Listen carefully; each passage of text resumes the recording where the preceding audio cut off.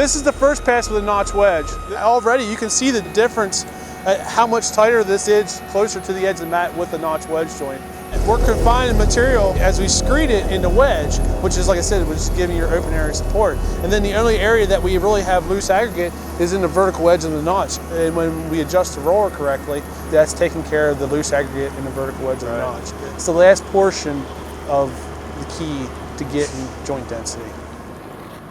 If you look down the side, you can see the edge of the tire, and you kind of line it up with the edge of the notch. So what we're trying to do is cut into the mat a little bit, and we're trying to just confine that loose material in the vertical. Right here? Yes, because that's where your joint's going to fail.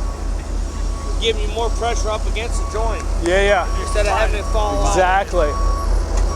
That wedge like that, that's beautiful. That's beautiful. Yeah, it's cutting in better now. We made a little adjustment on the tracking, and we cut the notch a little bit deeper, and then we brought the outside up to try to give us a little bit smoother of a mat. So now that we're heated up, we're pulling a little bit smoother.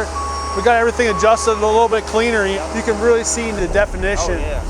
This loose material that's in this area, the difference between the way this wedge looks and this material here, how loose it is, compared to how much tighter it is now and how defined that edge.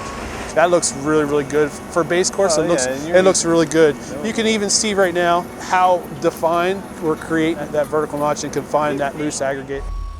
We're looking for consistent compaction across the full width of the mat. Not only the middle, but the edges too. Everybody's scared to get to the edge. This joint area gets neglected. It doesn't get the full coverage of compaction passes like we do in the rest of the mat. And that's the start of issue number one. But the thing about the wedge joint is we created a 12-inch taper over there and a notch. What we've done now is we created the support for that open edge. So you can get out there now with these rollers and hit it.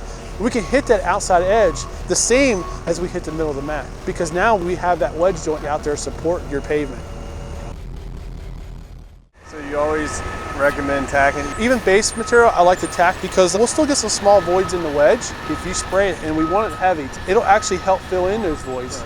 It'll actually help you get density. Your physical joint would be the same location. It's just our wedge would be 12 inches farther out. Normally, we're very, very close joint density to the middle of the mat. When we start to go thinner lift, a lot of times our joint densities actually end up being a few tenths higher than the middle of the mat.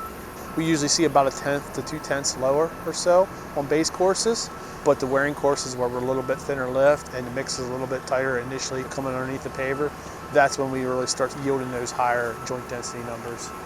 The roller will actually give you an additional about 1 point to 2 points, maybe 3 points of density extra in the joint. How you pinch the joint, I teach the Maryland method, because that's the best way to pinch a joint. When you go down through and pinch this all in one shot, you have the potential to push this material out of the joint.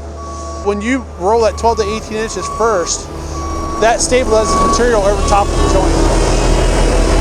That way when you come back, the material only has one place to go, and that's down. The notch wedge joint is by far a superior joint because you increase the surface area.